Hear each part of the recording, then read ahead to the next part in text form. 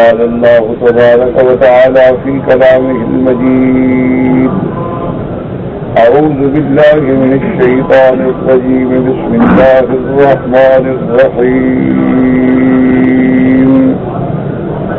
بل متعنا هؤلاء وآباءهم حتى طال عليهم العمر أفلا يرون أنا نأتي الأرض ننقصها من أطرافها أفهم الغالبون قل إنما أنذركم بالوحي ولا يسمع الصم الدعاء إذا ما ينذرون ولئن مستهم نفحة من عذاب ربك ليقولن يا ويلنا إنا كنا ظالمين ونضع الموازين القسط ليوم القيامة فلا تظلم نفس شيئا وإن كان مثقال حبة من خردل أتينا بها وكفى بنا حاسبين. اللہ تبارک و تعالی نے کلام مقدس کی ان آیات مبارکہ میں جو سورۃ الانبیاء کی آیات ہیں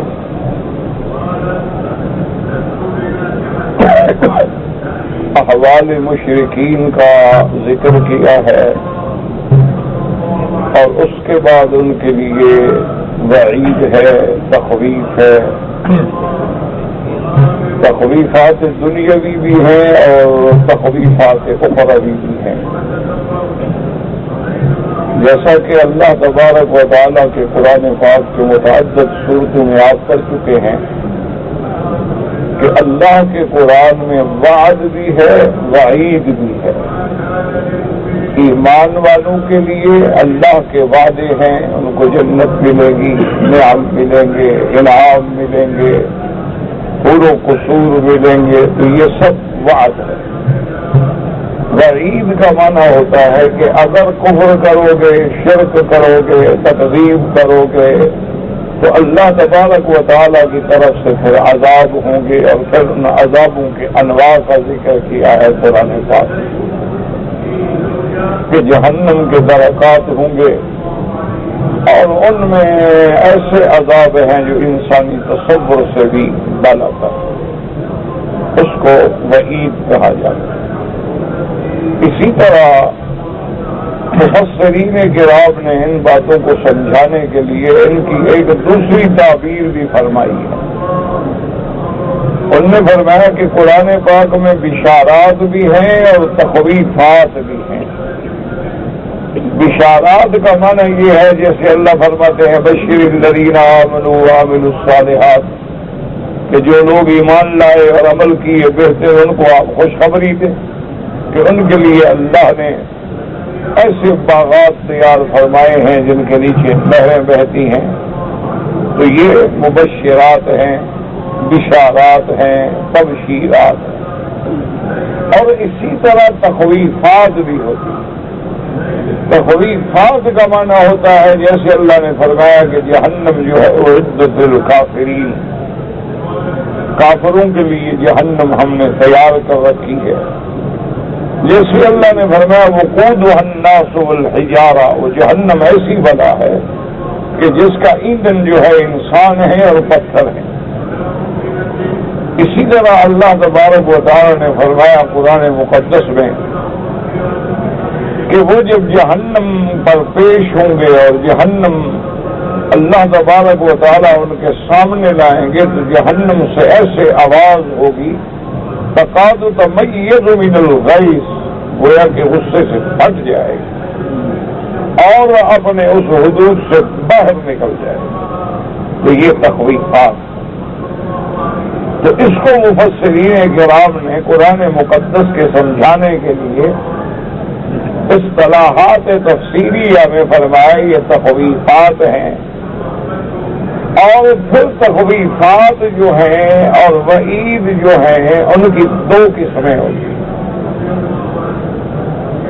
بعض تخویفات ایسی ہوتی ہیں جن کا دنیا سے تعلق ہوتا ہے کہ اللہ اپنے بندوں کو ڈراتے ہیں اور اس کی مثال جو ہے وہ دنیا کی پیش فرماتے ہیں۔ قُلْ سِيرُوا فِي الْأَرْضِ فَانظُرُوا كَيْفَ كَانَ عَاقِبَةُ الْمُكَذِّبِينَ۔ اللہ نے فرمایا، حکم دیا میرے محبوب آپ ان کو کہیں کہ چلو پھر زمین میں دیکھو کہ اللہ نے تکذیب کرنے والوں کا کیا حال ہے۔ جیسے اللہ تبارک و تعالی نے فرمایا أَلَمْ تَرَ كَيْفَ فَعَلَ رَبُّكَ بِأَصْحَابِ الْفِيلِ، تو اصحاب الفیل پر دنیا میں عذاب ہے۔ اسی طرح اللہ تبارک و تعالی نے سابقہ قوموں کے ذکر فرمائے، تو یہ تخویفات دنیاوی ہوتے ہیں کہ اگر تم تکذیب کرو گے، اگر تم نافرمانی کرو گے تو تمہارا انجام بھی قوم عاد و ثمود کی طرح ہوگا، قوم لوط، قوم فرعون کی طرح ہوگا۔ تو یہ تخویفات دنیاوی ہیں، اللہ دنیا میں نمونہ دکھلا دیتے ہیں، ورنہ اصل فیصلہ آخرت میں ہوگا۔ یاد رکھیں کہ اللہ تبارک و تعالی نے جو عالم بنائے ہیں، عالم ارواح ہے، عالم دنیا ہے جس میں اب ہم زندہ ہیں، یہ اختبار ہے، امتحان۔ اس کے بعد عالم برزخ ہے، اس کے بعد عالم آخرت۔ تو دنیا جو ہے دراصل یہ دار العمل ہے اور آخرت جو ہے وہ دار الجزا۔ لیکن کبھی کبھی اللہ دشمنوں کی ہلاکت کا نمونہ دکھلا دیتے ہیں تاکہ لوگوں کا ایمان مضبوط ہو جائے کہ کہاں اکیلا موسیٰ علیہ السلام اور ہارون علیہ السلام، اور کہاں اس کے مقابلے پہ فرعونی قوتیں، اس کی طاقتیں، طاغوتی قوتیں، اس کے لشکر، اس کی منظم قوت، لیکن اللہ نے کیسے ان کو ہلاک و برباد کر دیا۔ تو یہ اللہ تبارک و تعالیٰ کبھی دنیا میں نمونہ دکھلا دے، کبھی اللہ تبارک و تعالیٰ اپنے بندوں کو دنیا میں شان عطا فرماتے ہیں، جیسے سلیمان علیہ السلام کو اللہ نے ایسا ملک عطا فرمایا، ایسی سلطنت عطا فرمائی، ایسی طاقت عطا فرمائی، ایسی قوت علمیہ عطا فرمائی کہ ان کی کوئی مثال نہیں ہے، اور نہ ان کے بعد اس قسم کا ملک کسی کو دیا گیا۔ اللہ تبارک و تعالی نے سلیمان علیہ السلام کو مختلف علوم بتلائے، اللہ پاک نے ان کے تابع صرف انسان نہیں، جنوں کو بھی تابع کر دیا، پرندوں کو بھی تابع کر دیا، ہواؤں کو بھی مسخر کر دیا۔ تو اللہ دنیا میں دکھلاتے ہیں کہ ہم چاہیں تو اپنے بندوں کو اس طرح بھی انعامات سے نواز دیتے ہیں کہ کہاں یوسف علیہ السلام ایک غلام بن کے بکنے والا، کہاں ایک قید میں زندگی گزارنے والا، اور کیسے پھر ہم نے ان کو مصر کی حکومت عطا فرمائی۔ تو یہ اللہ دنیا میں نمونے بھی دکھلاتے ہیں، ورنہ اصل بات جو ہے وہ فیصلہ آخرت میں ہوگا۔ اس لیے دنیا میں ضروری نہیں ہوتا کہ ہر کافر پر عذاب آ جائے، دنیا میں یہ ضروری نہیں ہوتا کہ ہر نیک آدمی، ہر عمل صالح کرنے والا، ہر بزرگ آدمی جو ہے اس کو آرام ملے، سکون ملے، انعامات ملے، کیونکہ ان کے اصل جزا کا فیصلہ آخرت میں۔ یہ تو محض ایک نمونہ ہے، ایک مثال ہے، تاکہ لوگ سمجھ سکیں کہ اللہ کی قدرتیں ہیں، وہ جب چاہیں، جیسا چاہیں، جتنا چاہیں، تو عز من تشاء وتذل من تشاء بیدک الخیر انک علی کل شیء قدیر۔ تو اس لیے ان کو کہا جاتا ہے تخویفات، تخویفات دنیاوی اور تخویفات اخروی۔ پھر اللہ تبارک و تعالی نے کفار کے احوال بیان کیے کہ کافروں نے حضور صلی اللہ علیہ وسلم کی تکذیب کی، کفار نے تمام انبیاء علیہم السلام کو جھٹلایا، تمام انبیاء علیہ السلام کے سامنے استہزاء کیا، انبیاء علیہم الصلاۃ والتسلیم کو ایذائیں پہنچائیں، اصحاب رسول کو تکلیفیں پہنچائیں، اور دلائل کے باوجود چمکتے ہوئے سورج کی طرح اسلام کی حقانیت کے باوجود وہ اسلام نہ لے آئے، تو کبھی کبھی اللہ ان کے اسباب بھی ذکر فرماتے ہیں کہ بھی آخر ایسا کیوں ہے کہ کافر ایسا کیوں کر رہے ہیں؟ ان کے سامنے حضور کی زندگی ہے، ان کے سامنے صداقت محمد مصطفیٰ ہے، ان کے سامنے عدالت محمد مصطفیٰ ہے، ان کے سامنے امانت محمد مصطفیٰ ہے، ان کے سامنے سیرت محمد مصطفیٰ ہے، ان کے سامنے صورت محمد مصطفیٰ ہے، پھر یہ آخر کیوں تکذیب پہ اڑے ہوئے ہیں؟ تو کبھی اللہ تبارک و تعالیٰ ان کے اسباب بھی بیان کرتے ہیں۔ اس لیے فرمایا بل متعنا هؤلاء وآباءهم حتى طال عليهم العمر۔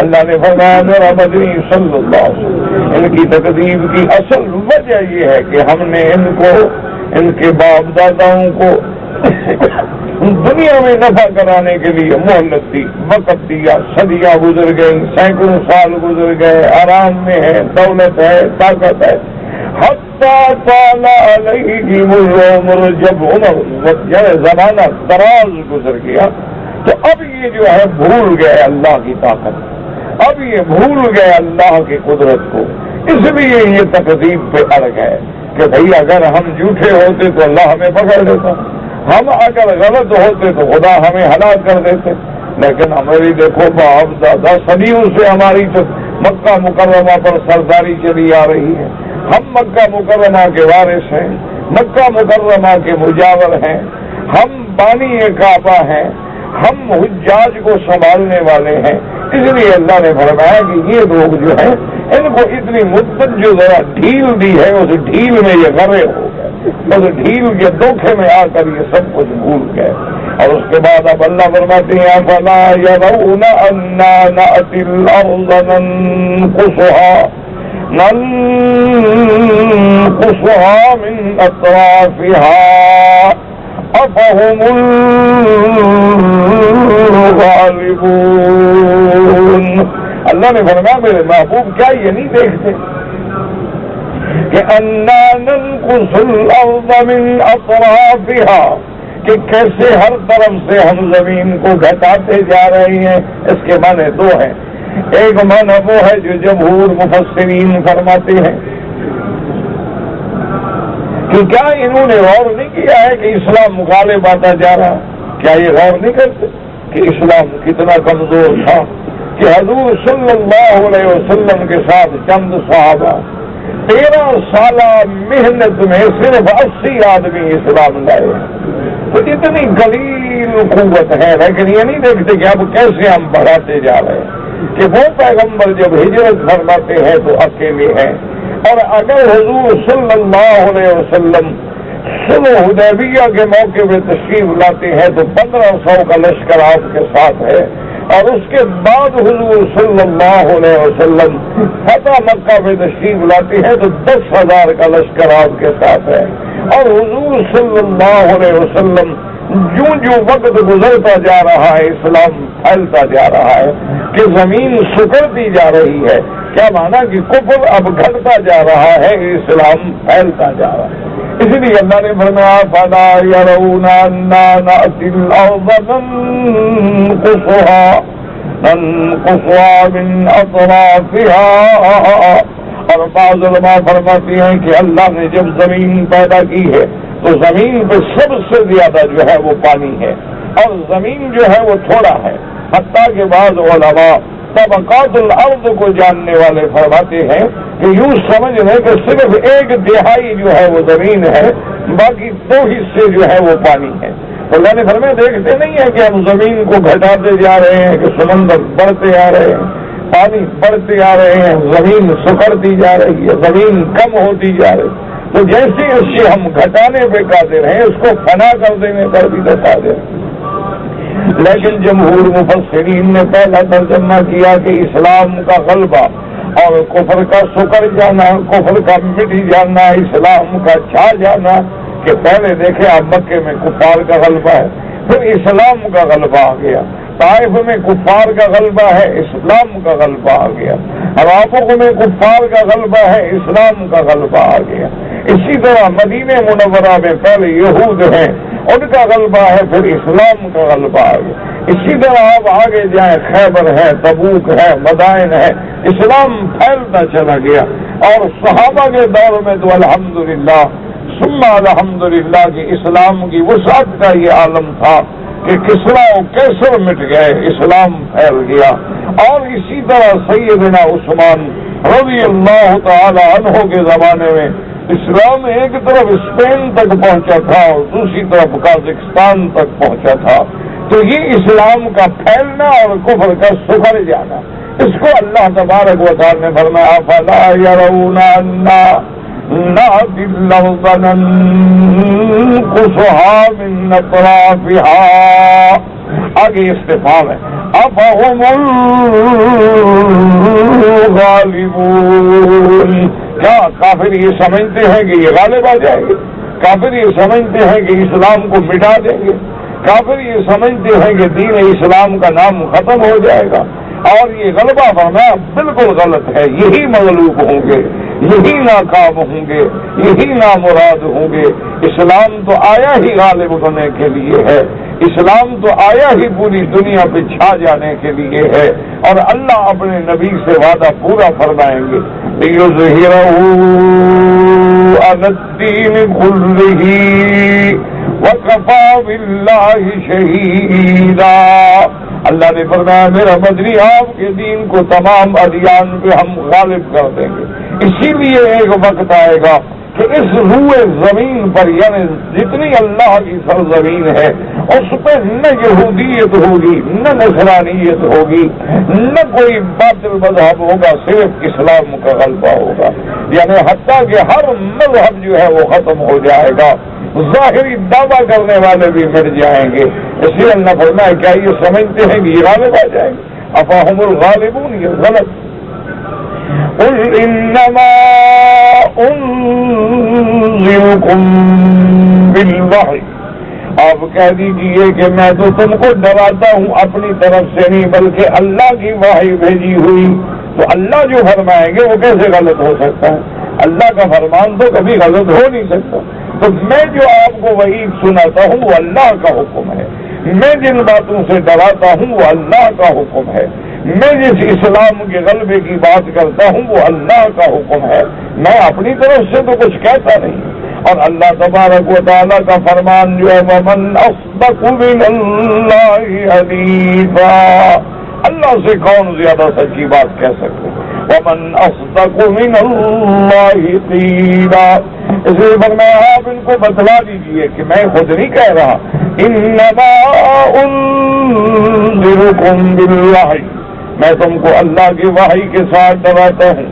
لیکن اللہ نے فرمایا وَلَا يَسْمَعُ الصُّمُّ الدُّعَاءَ إِذَا مَا يُنذَرُونَ، لیکن ان کی مثال ایسی ہے جیسے بہرا کچھ نہیں سنتا ہے، یہ بھی حق سننے سے بہرے ہو چکے ہیں کہ جب ان کو ڈرایا جاتا ہے، جب ان کو وعید سنائی جاتی ہے، جب ان کو تخویفات بتلائی جاتی ہیں تو ان کی کیفیت ایسے ہو جاتی ہے کہ جیسے بالکل بہرے ہیں، انہوں نے کچھ سنا بھی نہیں ہے۔ لیکن اللہ نے فرمایا میرا محبوب ان کی قوت طاقت کے باوجود حالت یہ ہے وَلَئِن مَّسَّتْهُمْ نَفَحَةٌ مِّنْ عَذَابِ رَبِّكَ لَيَقُولُنَّ يَا وَيْلَنَا إِنَّا كُنَّا ظَالِمِينَ۔ اللہ نے فرمایا میرا محبوب ان کا غرور کا عالم یہ ہے، اس کے باوجود اندر سے یہ ایسے بوٹے اور ایسے کمزور ہیں۔ وَلَئِن مَّسَّتْهُمْ نَفَحَةٌ مِّنْ عَذَابِ رَبِّكَ، اگر ان مکذبین کو، ان کافرین کو ہم تھوڑا سا تیرے رب کا عذاب کا تھوڑا سا ذائقہ چکھا دیں، ذرا سا بھی ان پہ عذاب ڈالے نا، ذرا سا ان پر جب ہماری پکڑ آتی ہے پھر چیختے ہیں لَيَقُولُنَّ يَا وَيْلَنَا، پھر یہ خود کہتی ہیں کہ ہائے ہلاکت، ہم نے اپنے جانوں پہ خود ظلم کیا ہے، ہم نے پیغمبروں کی بات نہ مانی، ہم نے اللہ کی بات نہ سنی، ہم نے اللہ کے فرامین پر عمل نہ کیا۔ اللہ نے فرمایا حالت تو ان کی یہ ہے کہ ذرا سی پکڑ آ جائے تو پھر ان کا سارا غرور مٹ جاتا ہے۔ اب دیکھو فرعون کا کتنا دماغ تھا، لیکن ذرا سا پانی میں غوطہ لگا تو کہتے آمنت برب موسیٰ وہارون، میں ایمان لیا ہے۔ اسی طرح قارون کو جب زمین نے پکڑا، لیکن جب عذاب آ جائے تو پھر ایمان لانا فائدہ نہیں پہنچا۔ اسی لیے اللہ فرماتی ہے کہ جب ان کافروں کو ہم نفحت ذرا سا عذاب وَلَئِن مَسَّتْهُمْ مس کرنا، ایک ہوتا ہے نا بالکل لگ ایک مسک، ذرا سا بھی ان کو عذاب اللہ کا چھو لے نا، کیوں یہ دنیا کا عذاب تو ویسے بھی تھوڑا سا ہے، اصل عذاب تو آخرت کا ہے۔ وَلَئِن مَسَّتْهُمْ نَفْحَةٌ مِّنْ عَذَابِ رَبِّكَ لَيَقُولُنَّ يَا وَيْلَنَا إِنَّا كُنَّا ظَالِمِينَ۔ اللہ نے فرمایا میرے محبوب ان کو بتا دو وَنَزَعُ الْمَوَازِينَ الْقِسْطَ لِيَوْمِ الْقِيَامَةِ فَلَا تُظْلَمُ نَفْسٌ شَيْئًا وَإِنْ كَانَ مِثْقَالَ حَبَّةٍ مِّنْ خَرْدَلٍ أَتَيْنَا بِهَا وَكَفَى بِنَا حَاسِبِينَ۔ اللہ نے فرمایا میرا مدنی صلی اللہ علیہ وسلم آپ ان کو بتا دیں کہ جب ہم میزان رکھیں گے عدل کا قیامت والے دن فلا تظلم نفس شیئا، پھر کسی بندے پر بھی کسی چیز پہ بھی ذرے کے برابر ظلم نہیں ہوگا۔ وَإِن كَانَ مِثْقَالَ حَبَّةٍ مِّنْ خَرْدَلٍ، اگر رائی کے برابر بھی کسی کا عمل ہوگا أَتَيْنَا بِهَا، ہم اس کو بھی لائیں گے۔ وَكَفَى بِنَا حَاسِبِينَ، اور اللہ تبارک و تعالیٰ کی ذات ہی کافی ہے حساب لینے والی۔ اللہ نے فرمایا کہ میرا محبوب یہ تو دنیا میں ہم ان کو تھوڑا سا جھٹکا دکھاتے ہیں، اصل فیصلے تو قیامت والے دن ہوں گے جس دن ہم میزان رکھیں گے۔ اب یاد رکھیں کہ میزان کے بارے میں مفسرین کرام نے بعض علماء فرماتے ہیں کہ موازین جمع ہے میزان کی، اور کہیں آیا والوزن یومئذ الحق، اور کسی جگہ آتا ہے لفظ میزان ووضع المیزان، تو کہیں لفظ مفرد ہے اور کہیں جمع ہے، یہاں جمع ہے۔ وَنَزَعُ الْمَوَازِينَ الْقِسْطَ، موازین جمع ہے میزان کی، تو جمع کا معنی ہے کہ بہت سارے میزان ہوں گے۔ اس لیے بعض علماء مفسرین فرماتے ہیں کہ وہاں بہت سارے میزان ہوں گے، ہر عمل کے وزن کے لیے الگ میزان ہوگا، ہر عمل جیسے عمل الگ الگ ہے میزان بھی الگ ہوں گے، تو ہر عمل جو ہے الگ میزان میں تولا جائے گا۔ اور بعض علماء نے فرمایا کہ ہر قسم کے کافر مشرک کے لیے الگ میزان ہوگا، یعنی جیسے دنیا میں کفار و مشرکین بہت ہیں، ان کے انواع و اقسام ہیں، کوئی یہودی ہے، کوئی عیسائی ہے، کوئی نصرانی ہے، کوئی مجوسی ہے، کوئی ہندو ہے، کوئی سکھ ہے، کوئی بدھ مت کا عمل پیرا ہے، تو سب کے لیے میزان جو ہے الگ ہو۔ اور بعض علماء فرماتے ہیں وَنَزَعُ الْمَوَازِينَ، وہ فرماتے ہیں میزان تو ایک ہوگا لیکن وہ اتنا بڑا میزان ہوگا کہ جس سے لاکھوں میزانوں کا کام لیا جائے گا، یعنی میزان تو ایک ہوگا۔ جمع کا صیغہ اس کی عظمت کے لیے ہے۔ ایک حدیث مبارک میں آتا ہے کہ میرے محبوب نے رحمت دو عالم سیدنا محمد رسول اللہ صلی اللہ علیہ وسلم نے فرمایا کہ قیامت کے دن جو میزان ہوگا، آپ نے فرمایا وہ اتنا بڑا ہوگا کہ اللہ اگر چاہے تو زمین و آسمانوں کو بھی اس میں وزن کر دیا جائے گا، یعنی اتنا بڑا میزان۔ اس لیے کبھی کبھی جمع کا صیغہ جو ہے کسی چیز کی عظمت کے لیے آتا ہے، بڑائی کے لیے آتا ہے۔ اس لیے فرماتے ہیں وَنَزَعُ الْمَوَازِينَ الْقِسْطَ، اور یاد رکھیں اسی طرح حدیث مبارک میں آتا ہے کہ اس میزان پہ ایک فرشتہ کھڑا ہوگا، جو وزن کے لیے پابند ہوگا. اور جب وزن ہوں گے فَمَنْ ثَقُلَتْ مَوَازِينُهُ فَأُولَئِكَ هُمُ الْمُفْلِحُونَ. اب ان کے اعمال صالحہ زیادہ ہو جائیں گے تو وہ اعلان کر دے گا کہ بھائی اس بندے کی نیکیاں بڑھ گئی، کامیاب ہو گیا، سارے محشر میں ندا ہو جائے گی. اور جس بندے کی برائیاں اور گناہ بڑھ جائیں گے وہ فرشتہ اعلان کرے گا کہ اس کی نیکیاں کم ہو گئی ہے اور گناہ بڑھ گئے، یہ ہلاکت میں چلا گیا ہے. اور وہ فرشتہ کون ہوگا؟ ایک حدیث مبارک میں آتا ہے کہ حضرت جبریل امین ہوں گے کہ امانت والا فرشتہ، عظمت والے فرشتے کی وہاں اللہ ڈیوٹی لگائیں گے کہ تم کھڑے ہو کے میزان کرو. اب مسئلہ یہ سمجھے کہ میزان کس چیز کا ہوگا. اب دیکھو نا، آپ نے دنیا میں طواف کیا، ختم ہو گیا. ابھی آپ نے نماز پڑھی، وقت گزر گیا، جماعت ہو گئی، نماز ختم ہو گئی، عمل صالح بھی ختم ہو گئی. کسی نے برا کام کیا، آخر 5 منٹ، گھنٹہ، 2 گھنٹے ختم ہو گیا. تو وزن کیا ہوگا؟ قیامت والے دن کیا چیز تولی جائے گی؟ یہ مسئلہ ہے جو علماء میں زیر اختلاف ہے کہ اللہ فرماتے ہیں کہ میزان ہوگا، اور بالکل ایمان ہے کہ ہوگا، کیونکہ قرآن نے کئی مقامات پر فرمایا ہے کہ میزان ہوگا. تو اب اس میزان میں تولا کیا جائے گا؟ تو اس کے بارے میں یاد رکھو کہ متقدمین سے لے کر اور متاخرین تک 2 قول ہیں. ایک قول مبارک تو یہ ہے کہ جو ہمارے نام اعمال ہیں نا، جن پہ ہمارے اعمال لکھے ہوئے ہیں، اچھے بھی لکھے ہیں، برے بھی لکھے ہیں، تو ان نام اعمال کو وزن کیا جائے گا. یعنی ایک تو لوڑے میں وہ رجسٹر ہوں گے جس میں نیکی ہے، اور ایک پلڑے میں وہ رجسٹر ہوں گے جس میں ہمارے اعمال خبیثہ برے اعمال ہیں. اب ان کو وزن کیا جائے. اور اس پر دلیل ہے وہ حدیث بطاقہ جو صحیح حدیث مبارک ہے اور مشہور حدیث مبارک ہے کہ ایک بندے کے اعمال کا اللہ حکم دیں گے تو اس کے گناہوں کے سجلات جو ہیں وہ تو بہت بڑے دفتر ہوں گے، اور نیکی کے پلڑے میں اتنی چھوٹا سا ایک بطاقہ کاغذ ہوگا. اب وہ بندہ کہے گا کہ اللہ میاں تولنے کی ضرورت ہی نہیں ہے، میرے تو سامنے ہے سب کچھ. اب آپ کی مرضی ہے، اب جہاں بھیج دیں، آپ مالک ہیں. بات تو ظاہر ہے کہ میرے گناہوں کے دفتر ہیں، ڈھیر لگا ہوا ہے، اور نیکی کے پلڑے میں اتنا سا کاغذ رکھا ہوا ہے.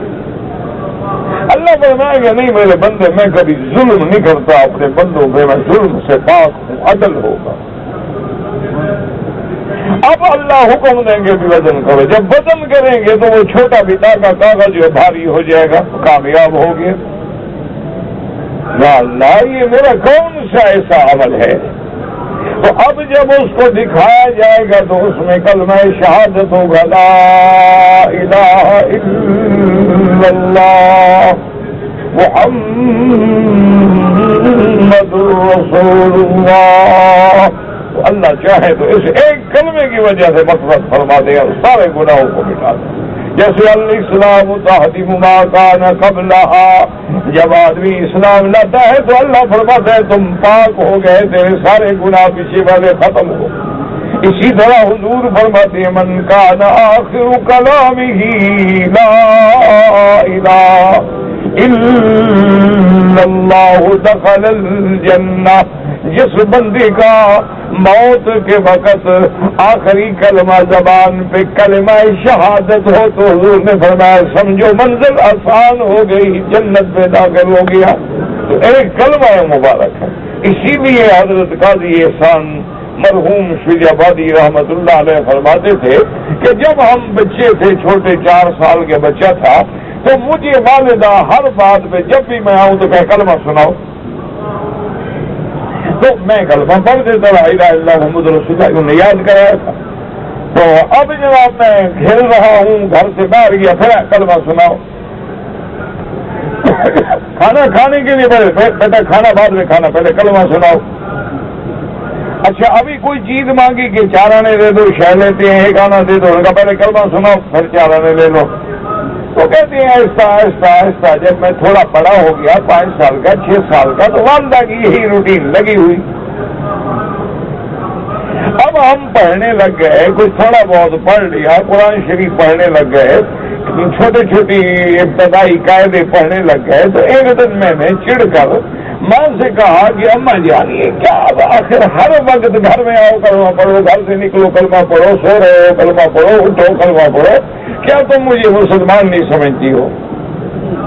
ہر وقت مجھے آپ مسلمان کر رہی ہیں، ہر دفعہ میں کہہ رہا تھا کلمہ پڑھو. میں کہتا ہوں 2 آنے دے دو، مٹھائی لینی ہے کہ پہلے کلمہ پڑھو. تو یہ آخر کیا وجہ ہے؟ انہوں نے فرمایا کہ بیٹا ناراض نہ ہو، میں چاہتی ہوں کہ تیری زبان پہ یہ کلمہ ایسا چڑھ جائے کہ مرنے کے وقت بے اختیار زبان پہ کلمہ شریف آ جائے، کہ جس چیز کی بندے کو عادت ہو جائے. آپ نے دیکھا نا کسی کو گالی دینے کی عادت ہو جاتی ہے، لاکھ منع کرو وہ گالی دے گا. کسی بندے کو ایک لفظ کہنے کی عادت ہو جاتی ہے، وہ لازماً اس کی زبان سے نکلے گا. کسی آدمی کو ہر بات میں الحمدللہ کہنے کی عادت ہو جاتی ہے، لازماً الحمدللہ نکلے گا. کسی آدمی کو ہر کام میں بسم اللہ کہنے کی عادت ہو جاتی ہے، لازماً بسم اللہ نکلے گا.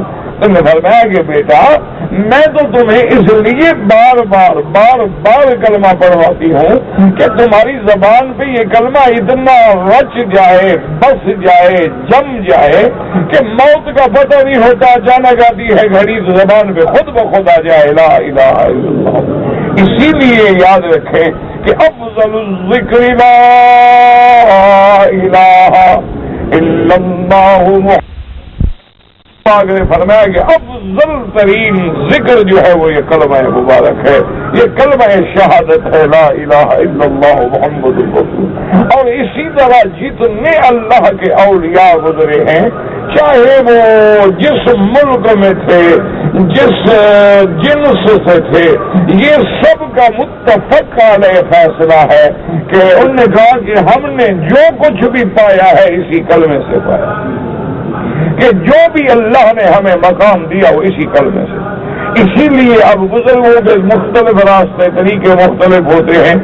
بعض حضرات جو ہیں وہ زور سے ذکر کرواتے ہیں، بعض ایسا ذکر کرواتے ہیں، لیکن اصل زور اسی کلمے پہ ہوتا ہے کہ نفی اور اس بات کا ذکر جو ہے ایسا رچ بس جائے، حتیٰ کہ بعض علماء، بعض اولیاء اللہ اتنی محنت کرواتے ہیں کہ بندے کو ایسی عادت ہو جائے کہ سانس نکلے یا اندر آئے تو اللہ کا ذکر ہو، تاکہ ہر حال میں اللہ کے ذکر میں مشغول.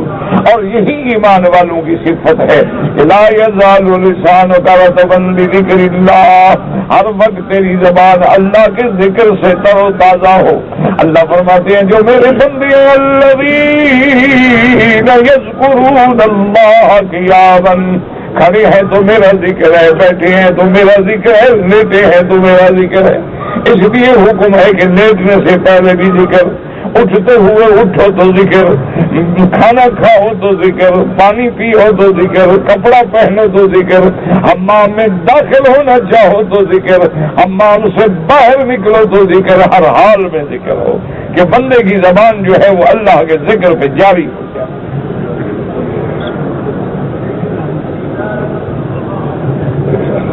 اس لیے بعض علماء نے فرمایا اب مسئلے کو سمجھو کہ بھی عمل کیا ہوگا، تولا کیا جائے گا.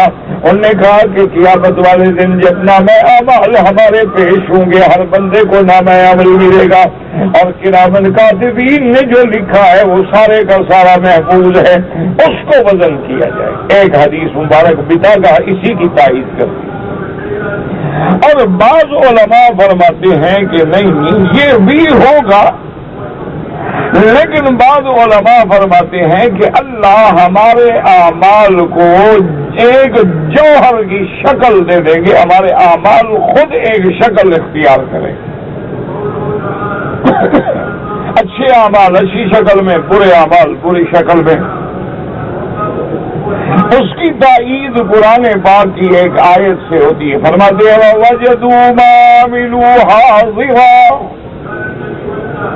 ولا یظلم ربک احدا، جو کچھ تم نے کیا ہے وہ آگے ہوگا۔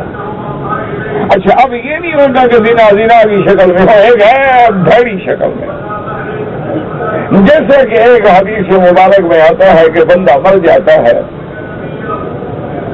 اور دفن ہو جاتا ہے، اب سب چھوڑ کے چل دیے، اب وہ مومن بندہ سوال و جواب میں جب کامیاب ہو جاتا ہے اور اللہ کے فرشتے اس کو کہتے ہیں کہ بھئی نم کا نومت العروس، سب سو جاؤ میٹھی نیند، جنت کی طرف کھڑکیاں بھی کھل جاتی ہیں، کچھ دیر گزرتی ہے کہ بڑی خوبصورت شکل میں آدمی آتا ہے، وہ اس سے بڑی پیاری پیاری باتیں کرتا ہے، بھائی تم کون ہو یار، میں نے تو تمہیں نہیں پہچانا۔ وہ کہتے ہیں انا عمل کا صالح، میں انسان نہیں، میں تیرا فلاں نیک عمل ہوں، اللہ نے اس شکل میں بھیجا ہے کہ میرے بندے کو جا کے تسلی دو تاکہ اکیلا پڑا ہے، اداس ہے، پریشان ہے۔ تو اس لیے فرمایا، اور اسی طرح آدمی قبر میں ہے، دیکھتا ہے کہ سانپ ہیں، بچھو ہیں، زہریلے جانور ہیں، بلائیں آ رہی ہیں کھانے کے لیے، وہ اس کے وہی بھڑے عمل ہیں جو اس شکل میں آ جاتے۔ اس کی تائید ایک اور حدیث مبارک میں بھی ہوتی ہے کہ قیامت والے دن یوم محشر میں جب سیدنا ابراہیم الخلیل علیہ السلام کے والد آزر کو فرشتے جہنم میں لے جائیں گے، تو سیدنا ابراہیم الخلیل اللہ کی درگاہ میں عرض کریں گے کہ یا اللہ، میرے لیے تو بہت بڑی رسوائی ہے کہ میرا باپ ہے اور جہنم میں جا رہا ہے۔ اللہ فرمائیں گے کہ خلیل نیچے دیکھو، جب دیکھیں گے سر اٹھائیں گے تو وہ ایک جانور کی شکل اختیار کرتا ہے۔ اللہ فرمائیں گے کہ کافر اور مشرک کو جہنم سے نہیں چھوڑا جا سکتا، میرا فیصلہ کبھی نہیں بدلتا، لیکن ہم نے اس کو ایک جانور کی شکل دے دی، اب کوئی پہچانے گا نہیں کہ آزر ہے کون ہے۔ اس لیے بعض علماء فرماتے ہیں کہ وہاں ہمارے اعمال جو ہیں وہ ان کو ایک جوہر کی شکل دے دی جائے گی، اعمال صالحہ کو اچھی چیزوں کی شکل، اعمال سیئہ کو بری چیزوں کی شکل دے کر اللہ تبارک و تعالیٰ پھر ان چیزوں کا وزن ہوگا۔ اور بعض مفسرین کرام نے فرمایا کہ دونوں احادیث مبارک اور آیات قرآنی حق ہے کہ کہیں اللہ اعمال کو بھی جوہر بنا دیں گے اور کسی جگہ وہ اعمال کے نام اعمال بھی تو لے جائیں گے، کیونکہ جیسے قرآن میں آتا ہے نا کہ حدیث قیامت والے دن بعض کافر جو ہیں وہ قیامت میں بھی اپنی عادت کے مطابق کہیں گے کہ یا اللہ، ہم نے تو کوئی شرک نہیں کیا، کوئی گناہ شنا نہیں کیا، ایسے فرشتوں نے لکھ دیا۔ بھائی اللہ کے فرشتے معصوم ہیں نا، کہ جی معصوم ہیں، لیکن ہیں تو فرشتے، نہ انسان تو نہیں ہے، نہ ہماری جن سے نہیں ہے، نہ ہم نے ان کو کبھی دیکھا، نہ لکھتے دیکھا، نہ شکل دیکھی، یہ کیسے گواہ ہے بھائی؟ یا اللہ، ہمارا تو ہماری جنس کا کوئی گواہ ہو۔ اب اللہ فرمائیں گے الیوم نختم علی افواہہم، اليوم نختم على أفواههم وتكلمنا أيديهم وتشهد أرجلهم بما كانوا يكسبون۔ اللہ حکم دے دیں گے فرشتے اس کی زبان پہ مہر لگا دو، بند کر دو زبان سے، اور پھر اللہ حکم دیں گے اس کے ہاتھوں کو کہ تم گواہی دو تم نے کیا کیا گناہ کیا ہے، پاؤں کو حکم دیں گے گواہی دو، فخذ کو حکم دیں گے گواہی دو۔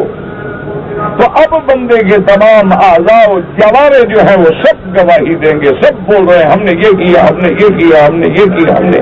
اب وہ پریشان کر رہا، اب جب اس کی زبان کھلے گی تو وہ حیران ہو گئے، ان سے کہہ گئے یار تم بھی میرے خلاف گواہ بن گئے۔ وقالوا لجلودهم لم شهدتم علينا قالوا انطقنا الله الذي انطق كل شيء۔ اب وہ کہیں گے کہ ہائے تم کیوں وہ گواہی دے رہے ہو، کہیں گے بدبخت ہم کیا کریں، جس اللہ نے زبان کو بولنے پہ مجبور کر دیا اسے ہمیں بھی مجبور کر دیا، ہم کیا کر سکتے ہیں؟ تو اس لیے ہمیشہ یاد رکھیں، آج بھی دیکھیں نا کہ دنیا میں انسانی عقل اتنی ترقی کر گئے ہیں کہ ڈی این اے ٹیسٹ سے پتہ کر لیتے ہیں کہ یہ اس بندے سے ملتا ہے یا نہیں ملتا، صرف بال مل جائے تو وہ ڈھونڈ لیتے ہیں کہ یہ اس بندے سے ملتے ہیں کہ نہیں ملتے، کوئی کھال کا 1 انچ ٹکڑا مل جائے تو ڈھونڈ لیتے ہیں، مادہ منویہ کے پانی مل جائے اس سے بھی ڈھونڈ لیتے ہیں۔ اگر انسانی عقل ایسی چیزیں ڈھونڈ لیتی ہے جو خالق ہے وہ ان اعضاء کو بولنے میں مجبور نہیں کر سکتا کہ کوئی یہ کہے جی ہاتھ کیسے بولے گا، کوئی یہ کہے کہ جناب پاؤں کیسے بولے گا، زبان کیسے بولتی ہے؟ زبان کو تم نے بولنا سکھلایا، زبان بھی تو ایک ٹکڑا ہے، ایک گوشت کا لوتھڑا ہے، تو جو اللہ اس کو بولنا سکھلا سکتے ہیں وہ سارے بدن کو سکھلا سکتے ہیں۔ تو اس لیے میزان بھی حق ہے، اور نام اعمال یا اعمال کو جواہر کی شکل دی جائے گی۔ اسی طرح ایک دن حدیث مبارک میں آتا ہے سیدہ عائشہ صدیقہ رضی اللہ تعالیٰ عنہا نے حضور پاک صلی اللہ علیہ وسلم سے سوال کیا، ہمیں تو میرا بھائی آخرت کا فکر ہی نہیں ہے نا، ہمیں تو بس دنیا اور دنیا اور دنیا اور دنیا اور دولت اور پیسہ، وہ حرام سے ملے، وہ جوئے سے ملے، وہ منشیات سے ملے، مخدرات سے ملے، وہ لوگوں کے قتل سے ملے، چوری سے ملے، ڈاکے سے ملے، بس پیسہ ملے۔ اب دیکھیں سیدہ عائشہ صدیقہ رضی اللہ تعالی عنہا نے عرض کیا کہ یا رسول اللہ صلی اللہ علیہ وسلم، جب قیامت ہوگی تو لوگ اپنے اہل عیال، اپنے بیٹا بیٹی، بچے بچیاں، بھائی دوست احباب، ان کو بھی خیال کریں گے، ملیں گے، ڈھونڈیں گے۔ تو حضور پاک نے فرمایا کہ ہاں عائشہ ایسے ہوگا، لیکن 3 مقام ایسے ہیں کہ جہاں ہر آدمی کو صرف اپنی فکر ہوگا، وہ سب کچھ بھول جائے گا۔ اس 3 اوقات میں اس کو ماں سوائے اپنی نجات کے اور کوئی نہ بیٹا یاد ہوگا، نہ باپ یاد ہوگا، نہ دوست یاد ہوگا۔ اسی کو قرآن نے فرمایا یوم یفر المرء من اخیہ وامہ وابیہ وصاحبتہ وبنیہ لکل امرئ منہم یومئذ شأن یغنیہ۔ اللہ نے فرمایا ایسا دن ہوگا یوم یفر المرء من اخیہ، بھائی بھائی سے بھاگے گا، ماں سے بیٹا بھاگے گا، باپ سے بیٹا بھاگے گا، شوہر بیوی سے بھاگے گا، بیوی شوہر سے بھاگے گی، دوست دوست سے بھاگے گا۔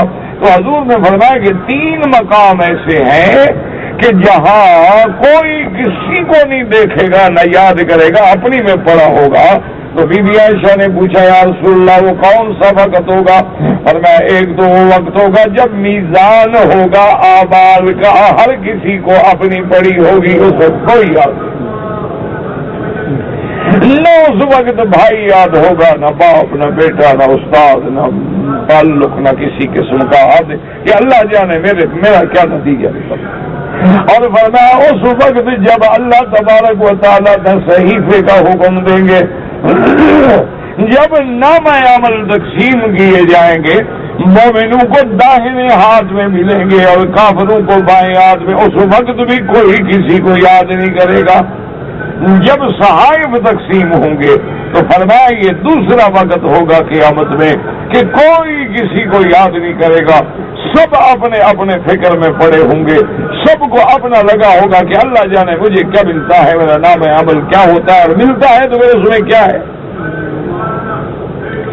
یہ 2 مقام، اور تیسرا مقام حضور پاک نے فرمایا عائشہ جب لوگوں کو پل صراط سے گزارا جائے گا، پل صراط پہ گزریں گے تو کوئی کسی کو یاد نہیں کرے گا، ہر آدمی کے زبان میں بس یہی دعا ہوگی اللہم سلم اللہم سلم، کہ یا اللہ بس مجھے سلامتی سے پار اتار دے، یا اللہ مجھے سلامتی سے اس سے گزار دے۔ اس وقت وہ کسی کو یاد نہیں کرے گا۔ ورنہ تو صاف بات ہے کہ بیوی اپنے خاوند کو ملے گی، اولاد اپنے والدین کو ملے گی، بھائی اپنے بھائی سے ملیں گے، دوست اپنے دوستوں سے ملیں گے، لیکن یہ 3 مقامات ایسے ہیں، اور ان میں ایک مقام وہ ہے جب نامہ عمل کا میزان ہوگا، وَنَزَعُ الْمَوَازِينَ الْقِسْطَ وَنَزَعُ الْمَوَازِينَ الْقِسْطَ لِيَوْمِ الْقِيَامَةِ فَلَا تُظْلَمُ نَفْسٌ شَيْئًا۔ اللہ فرماتے ہیں کہ ذرے کے برابر بھی بے انصافی نہیں ہوگی، بالکل انصاف ہوگا۔ اور اگر تم نے کوئی ذرے کے برابر بھی بھلائی کی تھی، نیکی کی تھی، کسی کو ایک پیسہ ایک دھیلا بھی تم نے خیرات دیا تھا، اچھا کام کیا تھا، اچھی بات بولے تھے، کسی کے لیے خیر کا کلمہ کہا تھا، اللہ میں ہم اس کو بھی لے آئیں گے۔ وَإِن كَانَ مِثْقَالَ حَبَّةٍ مِّنْ خَرْدَلٍ، خردل کہتی ہیں رائی کا دانہ اتنا چھوٹا ہوتا ہے، یعنی اگر اتنی چھوٹی نیکی ہم اس کو بھی دیں گے۔ اور وَكَفَىٰ بِنَا حَاسِبِينَ، اور اللہ تبارک و تعالیٰ کافی ہے حساب لینے کے لیے۔ اور پھر کمال یہ دیکھیں کہ حضرت آدم سے لے کر قیامت تک ہر مخلوق کا حساب ہوگا، لیکن اللہ کی شان اتنی سریع الحساب ہے کہ حدیثوں میں آتا ہے کہ دوپہر سے پہلے گویا حساب ختم ہو جائے گا، جنت والے جنت میں آرام کریں گے اور جہنم والے جہنم میں جمیں گے، اتنا سریع الحساب۔ تو اللہ سے دعا کریں کہ اللہ ہمارے حساب کو آسان فرما دے۔ اللہم حاسبنا حسابا یسیرا۔ حضور پاک نے جب یہ دعا سکھلائی نا کہ اللہ حساب آسان فرما دے، تو وہاں بھی بی بی عائشہ صدیقہ نے پوچھا کہ یا رسول اللہ حساب آسان، اللہ بلا حساب بخش دیں، حساب تو آخر حساب ہے نا، یہ عرض یسیر ہے، حساب آسان بھی ہو تو حساب تو ہے نا۔ اور بھائی عائشہ تم نہیں سمجھتی، حساب یسیر کا معنی یہ ہے کہ بندہ پیش ہوگا، اچھا جاؤ معاف کیا، بس یہ حساب یسیر۔ اس لیے فرمایا اللہم حاسبنا حسابا یسیرا۔ ایک ہمارے شاگرد تھے بیچارے محمد صدیق، فوت ہو گئے، اللہ ان کی مغفرت فرمائے اور اللہ درجات بلند فرمائے، پسماندگان کو صبر جمیل عطا فرمائے، اور جتنے بھی لوگ فوت ہو گئے سب کے لیے دعا کریں اللہ ان کی قبروں کو باغ جنت بنا دے۔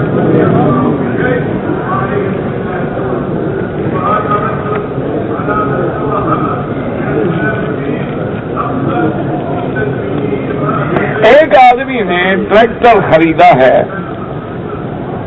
اور ٹریکٹر سے وہ محنت مزدوری کرتا ہے، ہل چلاتا ہے مزدوری پر،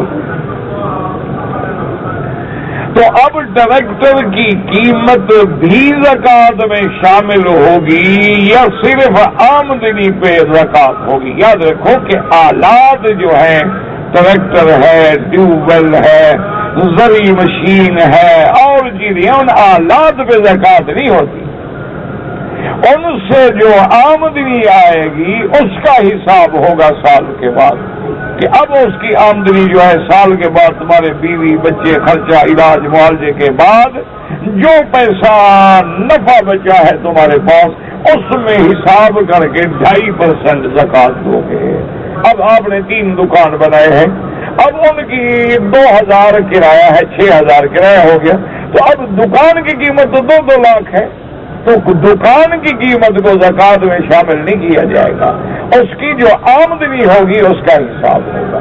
اسی طرح جتنے آلات ہوتے ہیں، بعض درزی ہے، مشینیں ہیں، بعض مشینیں بڑی قیمتی ہوتی، 50,000 ہزار لاکھ روپے کی ایک مشین ہے، لیکن مشین کی قیمت میں زکوٰۃ نہیں ہوتی، زکوٰۃ اس آمدنی پہ ہوتی ہے جو تمہیں نفع ہوتا ہے، اور پھر سارے سال کا حساب جوڑ کر کہ میرا سال میں مثلا 1 لاکھ آمدن ہے اور میرا خرچہ جو ہے وہ 60,000 ہے، باقی 40,000 اس پہ میں زکوٰۃ دوں۔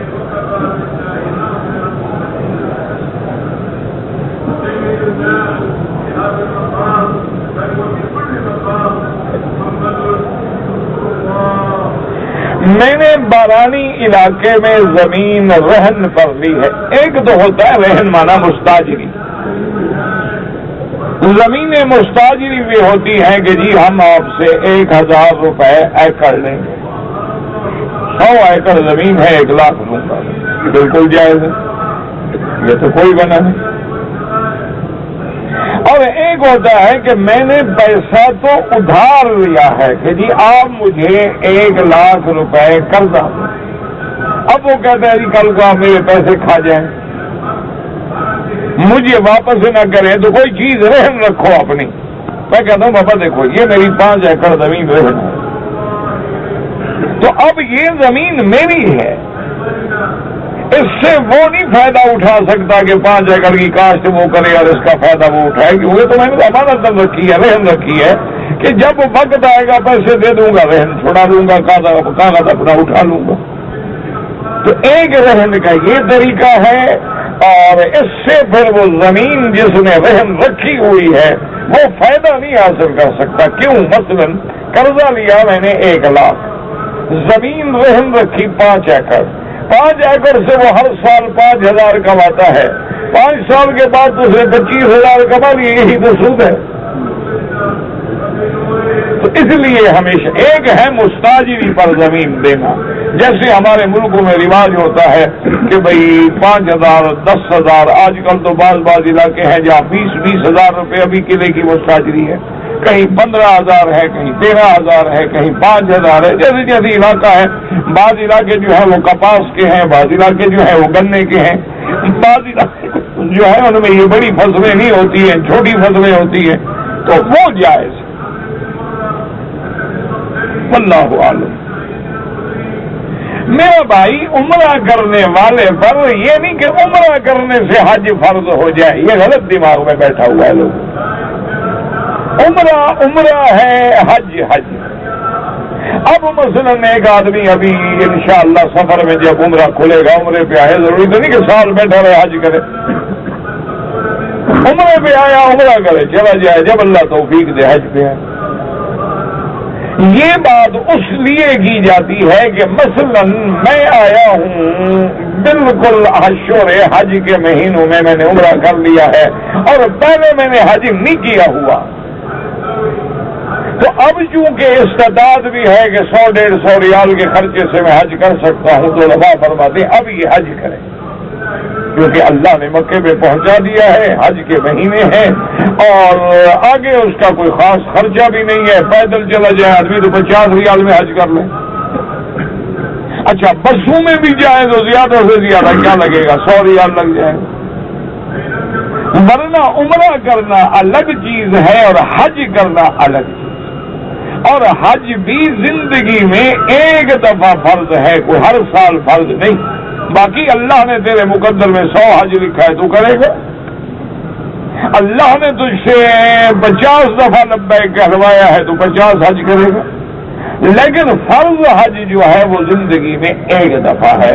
جیسے کہ حضور پاک نے جب حج کا فرضیت کا اعلان فرمایا تو ایک صحابی کھڑے ہوئے, انہوں نے کہا لکل عام یا رسول اللہ, کیا ہر سال حج کرنا ہوگا؟ فسکت رسول اللہ صلی اللہ علیہ وسلم, حضور خاموش ہو گئے. اس نے پھر پوچھا, حضور خاموش ہو گئے. اس نے پھر پوچھا, حضور خاموش ہو گئے. حضور نے فرمایا اللہ کے بندے, اگر میں کہہ دیتا کہ ہر سال تو شاید اللہ کو بات میری قبول ہو جاتی, ہر سال حج فرض ہو جاتا, کون میری امت میں ہر سال حج کر سکتا؟ لہذا اللہ نے پوری زندگی میں ایک دفعہ حج رکھا ہے, اور وہ بھی ان کے لیے رکھا ہے کہ من استطاع الیہ سبیلا, کہ اپنے گھر کے تمام خرچے کے بعد مکہ مکرمہ آنا جانا خرچہ سارا انتظام ہے, امن ہے, راستہ کھلا ہے, کوئی رکاوٹ نہیں ہے, صحت ہے, تندرستی ہے, پیسہ ہے, اب حج فرض. تو اس لیے یہ نہ ملایا کریں عمرے کو حج کے ساتھ. طواف زیارت میرا بھائی آپ تو ساری زندگی کر سکتے ہیں.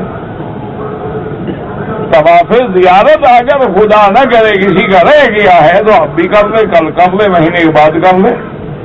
لیکن مسئلے میں صرف اتنا اختلاف ہے کہ امام ابو حنیفہ رحمت اللہ علیہ کے نزدیک طواف زیارت جو ہے 10، 11 اور 12 تاریخ کے سورج ڈوبنے تک کیا جائے۔ وہ فرماتے ہیں اس کے بعد طواف زیارت کرے گا، طواف زیارت تو ٹھیک ہے لیکن دم دینی پڑے گی کہ اسے تاخیر کر دی۔ اللہ نے 3 دن اس کو دیے ہیں تو 3 دن میں اس نے کیوں نہیں کیا؟ اور بعض ائمہ فرماتے ہیں کہ 13 تک ہے، اور بعض ائمہ نے فرما دیا کہ ذی الحج میں بھی کر سکتا ہے۔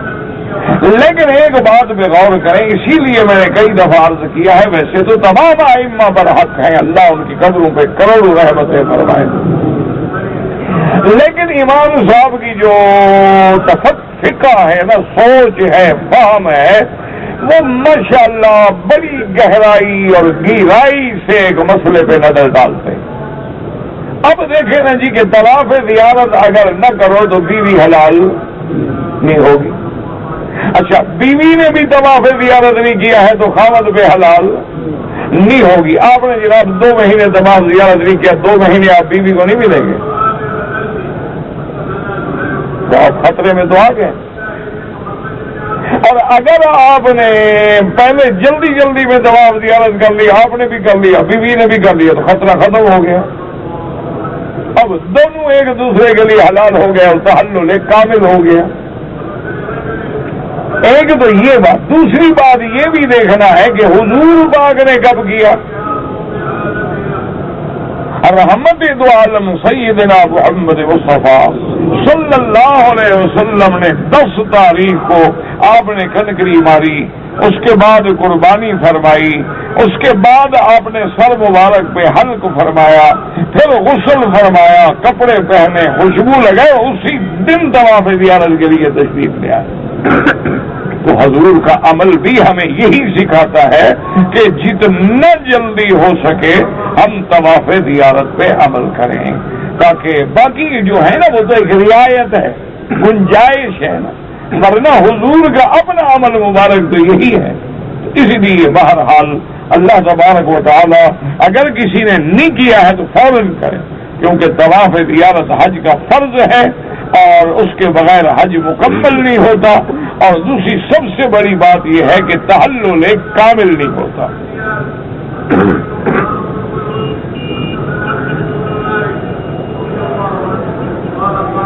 میرا بھائی ہے، کار کمپنی میں کام کرتا ہے، اگر وہ کسی دوسری کمپنی کو تھوڑا بہت بزنس دے کر کمیشن لے، بالکل ناجائز ہے۔ جس کمپنی کی آپ کام کرتے ہیں، جس سے آپ تنخواہ لیتے ہیں، کام دوسروں کو دے رہے ہیں، تنخواہیں ہم سے لے رہے ہیں، یہ تو خیانت ہے، کمیشن تھوڑا ہے، بالکل ناجائز۔ ہاں اچھا، اگر یہ ہے کہ فرض محال آپ کا کمپنی سے معاہدہ ہے 8 گھنٹے کی ڈیوٹی، آپ روزانہ دیانتداری سے 8 گھنٹے ڈیوٹی کرتے ہیں، شام کو آپ 2 گھنٹے کہیں پارٹ ٹائم کرتے ہیں تو کوئی مسئلہ نہیں، وہ تو آپ اپنی چھٹی کے اوقات کو استعمال کر رہے ہیں۔ لیکن جو معاہدہ آپ کا کمپنی کے ساتھ ہے، اس وقت میں آپ میں کوئی بددیانتی نہیں کر سکتے۔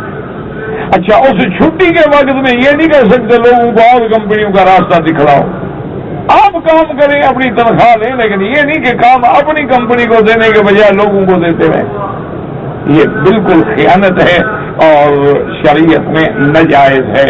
جس کمپنی نے آپ کو روزگار دی ہے، آپ ان کے لیے بہتری سوچیں، ان کے لیے خیر سوچیں، آپ ان کے لیے نمک حلال بنے۔ یہ تو نہ ہو کہ تنخواہیں آپ ان سے لیں، ویزا ان کا لیں، مراعات ان سے لیں، اور فائدے جو ہیں آپ دوسروں کو پہنچائیں کہ اس کمپنی کا تو میں ملازم ہوں، وہ تو کمیشن دیں گے نہیں، زیادہ کام دوسرے کو بھیجو۔ یہ بہت بڑی زیادتی ہے۔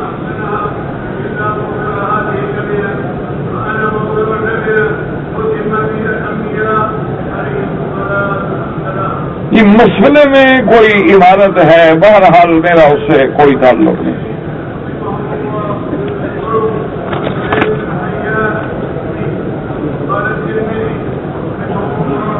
اللہ میاں بول، کہ بھائی کس زبان میں لکھتے ہو، جب پڑھا نہیں جاتا میں کیا جواب دوں؟ یہ ہم لکھتا بھی ہمیشہ ہے، لیکن کوئی زبان ایسا لکھتا ہے کہ خدا جانے کہ اللہ کو میاں بولنا چاہیے۔ بھائی ایک ہے لفظ عظمت و عزت کے لیے، احترام کے لیے، تو اپنی اپنی زبان میں کوئی احترام میں کہے تو کوئی بات نہیں، لیکن جن لوگوں کے ہاں یہ لفظ احترام میں نہ ہو تو نہیں کہنا چاہیے۔ تہجد جو ہے وہ 8 رکعت ہے۔ سرکار دو عالم رحمت دو عالم صلی اللہ علیہ وسلم ہمیشہ سیدہ عائشہ سے بھی روایت ہے اور بھی احادیث مبارک میں روایت ہے کہ آپ 8 رکعت پڑھتے تھے۔ کان یصلی اربعا 4 رکعت کر کے پڑھتے تھے۔ اور بی بی عائشہ فرماتی ہے فلا تسأل عن حسنہن وطولہن، آپ نے فرمایا کہ میرے بیٹے حضور کی نماز کا کیا پوچھتے ہو، وہ کیسی لمبی نماز ہوتی تھی، وہ کیسی خوبصورت نماز ہوتی تھی۔ تو لہذا تہجد جو ہے وہ 8 رکعت ہے، اور افضل یہ ہے کہ 4 رکعت کر کے پڑھے، اور افضل یہ ہے کہ رکعت لمبی ہو اور قرآن کی تلاوت زیادہ کی جائے، رکوع سجود بڑے اطمینان سے کیا جائے۔ تو مگر نہ اگر ایک آدمی 8 رکعت بھی پڑھتا 4 رکعت پڑھتا ہے جائز ہے۔ ایک آدمی کو اٹھنے میں دیر ہو گئی، صرف 2 رکعت پڑھنے کا وقت ملا تب بھی جائز ہے، 2 رکعت پڑھ لے، تہجد والوں میں تو ہو جائے گا، ان میں تو نہ ہونا کہ جس نے نہیں پڑھی ہے۔ اس لیے ہمیشہ سنت مبارک یہی ہے کہ آدمی 8 رکعت تہجد پڑھے، لیکن کم بھی پڑھو تو جائز ہے، 4 بھی پڑھو تو جائز ہے، اور 2 رکعت بھی پڑھو تو جائز ہے۔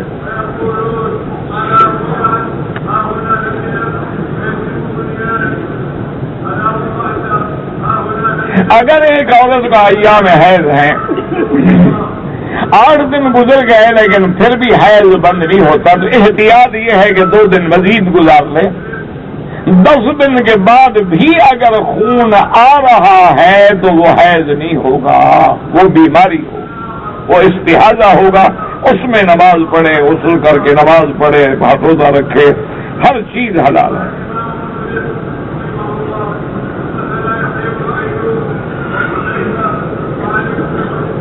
اللہ نے کبھی نہیں فرمایا میرے مدنی، تو ہم محبت میں کہتے ہیں، اللہ نے فرمایا یا ایھا النبی، یہ تو سمجھانے کے لیے آدمی کہتا ہے، اس میں کیا احتیاط ہے بھائی؟ حضور مدنی نہیں ہے، نہ مکی ہے، نہ مدنی ہے، عجیب بات ہے۔